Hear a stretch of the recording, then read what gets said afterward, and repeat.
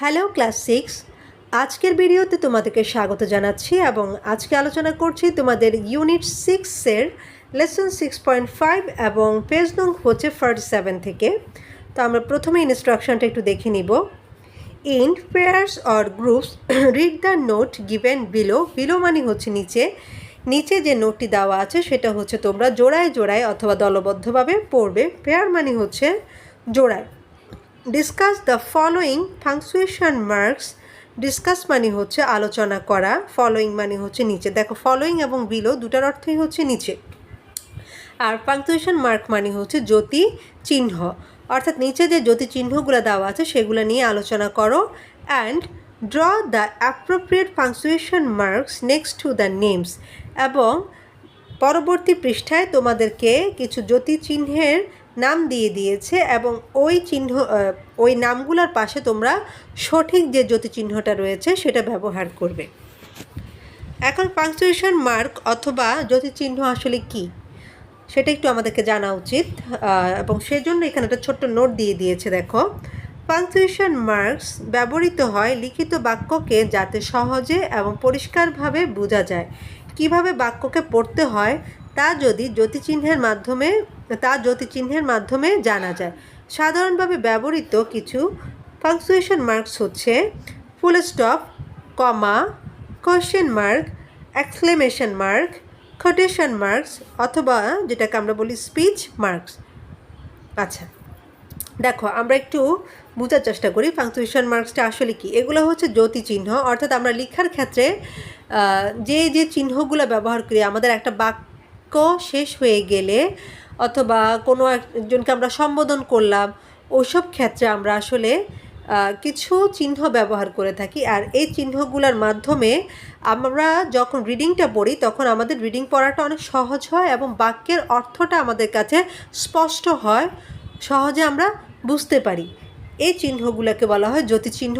তো আমরা সাধারণভাবে প্রায় 12টা জ্যোতিচিহ্ন রয়েছে। এর মধ্যে আমরা নর্মালি হচ্ছে কয়েকটাকে একটু বেশি ইউজ করি। যেমন একটা হচ্ছে ফুল স্টপ। ফুল স্টপটা হচ্ছে সবচেয়ে বেশি ব্যবহার করা হয়।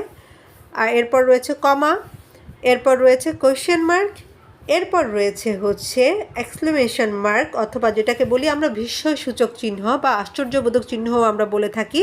আর কোয়েশ্চেন মার্কের বাংলা হচ্ছে প্রশ্নবোধক চিহ্ন। আর হচ্ছে কোটেশন মার্ক অথবা এটাকে বলা হয় হচ্ছে স্পিচ মার্ক। এই চিহ্নগুলো আমরা ব্যবহার করে থাকি। তো আমরা ফুল স্টপ সাধারণত কোনো একটা অ্যাসার্টিভ সেন্টেন্স অর্থাৎ বর্ণনামূলক বাক্য বা সাধারণ কোনো বাক্য যখন শেষ হয়ে যায় তখন ব্যবহার করে থাকি।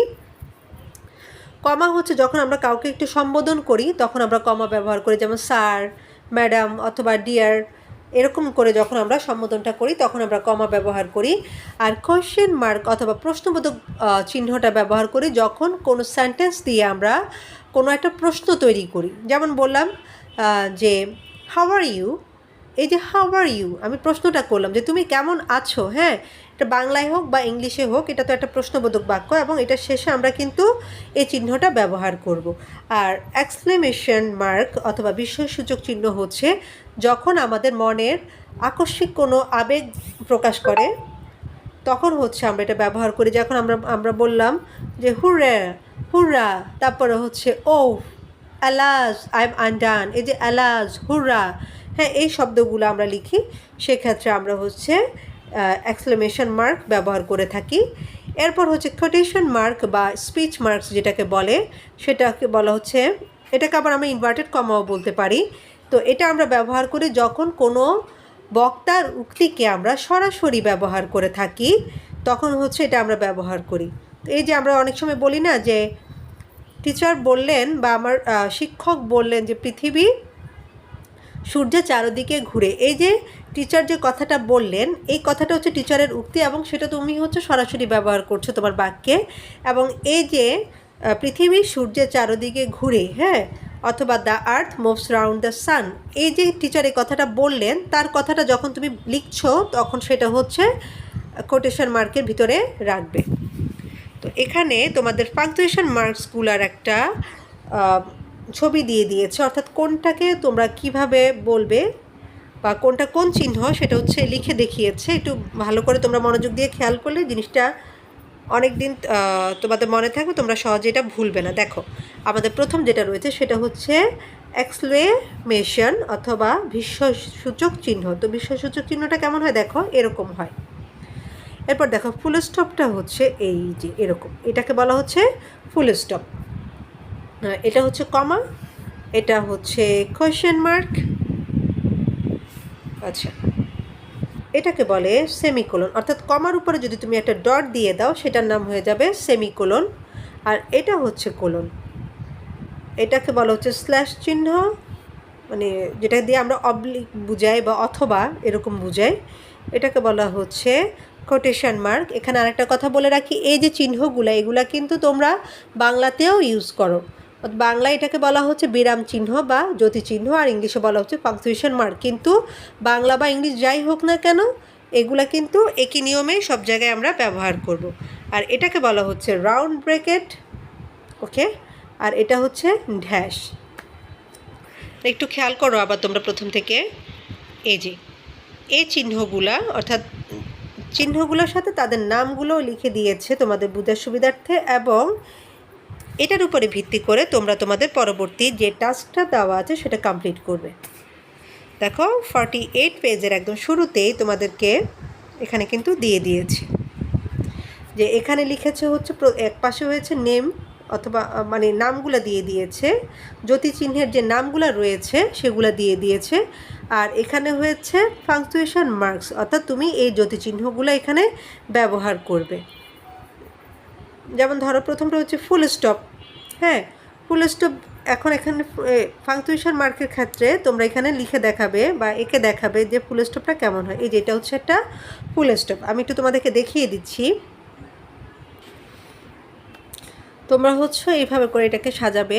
দেখো ফুল স্টপ হচ্ছে এরকম হয়, তারপর দেখো কোয়েশ্চেন মার্কটা হচ্ছে এরকম।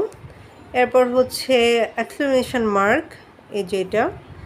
এরপর হচ্ছে ড্যাশ, 5 নম্বরে রয়েছে কমা। এরপর রয়েছে হচ্ছে কোটেশন মার্ক। এরপর 7 নম্বরে রয়েছে কোলন। এরপর রয়েছে স্ল্যাশ, নাম্বার 9-এ রয়েছে সেমিকোলন, একদম লাস্ট ওয়ান হচ্ছে রাউন্ড ব্রেকেট।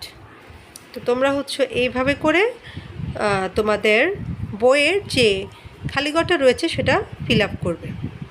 তো আজকে হচ্ছে এ পর্যন্ত, আমি খুব শীঘ্রই হাজির হব নতুন কোনো ভিডিও নিয়ে ইনশাল্লাহ। সে পর্যন্ত তোমরা প্রত্যেকেই সুস্থ থাকো এবং ভালো থাকো। আমি এখনই শেষ করব, কিন্তু যাওয়ার আগে একটা রিকোয়েস্ট, তোমরা যারা এখনও চ্যানেলটাকে সাবস্ক্রাইব করোনি প্লিজ একটা সাবস্ক্রাইব করে নিবে এবং তোমাদের ফ্রেন্ডদের সাথে শেয়ার করবে। আর ভিডিও সম্পর্কে যদি তোমাদের কোনো মতামত থেকে থাকে সেটা অবশ্যই কমেন্টে জানাবে, আমি তোমাদের কমেন্টের আশায় থাকবো। এখনই বিদায় নিচ্ছি, আল্লাহ।